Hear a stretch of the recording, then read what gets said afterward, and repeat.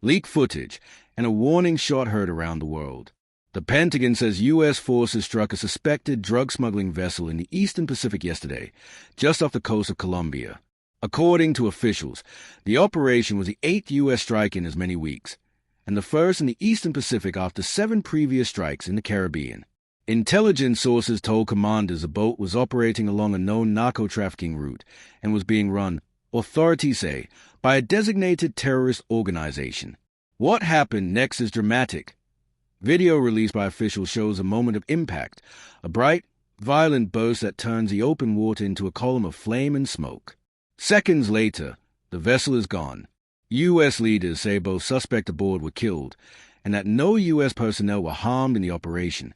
Secretary of War Pete Hegseth called the strike a necessary act of defense, telling reporters the vessel was known to be carrying illicit narcotics and to be directly linked to violent cartel operations that, in his words, wage war on our border and our people. He added a blunt message: those who would bring poison to our shores will find no safe harbor. This strike raises big questions, some answered, many not.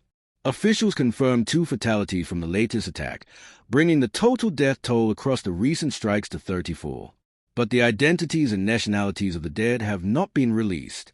It's also unclear what kinds of drugs, if any, were recovered, or even what weapon system carried out the hit. Was it a drone, a missile launched from a ship or aircraft?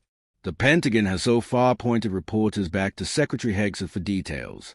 Politically, the operation comes as the White House frames its fight against powerful cartels as more than law enforcement.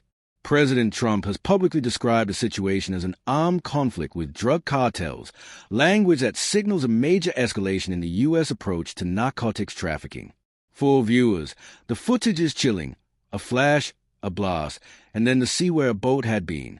For families and communities on both sides of the border, it's a blunt reminder of the human cost entwined with the global drug trade and of the hard questions that remain about how far a nation should go in fighting it. We'll continue to follow this story as more information becomes available. The Pentagon has been asked to clarify the weapon use, who exactly was on that vessel, and whether any evidence from the strike will be released publicly. Until then, footage like this, leaked or official, will keep the debate alive. Defense or overreach, deterrence or escalation. Stay tuned.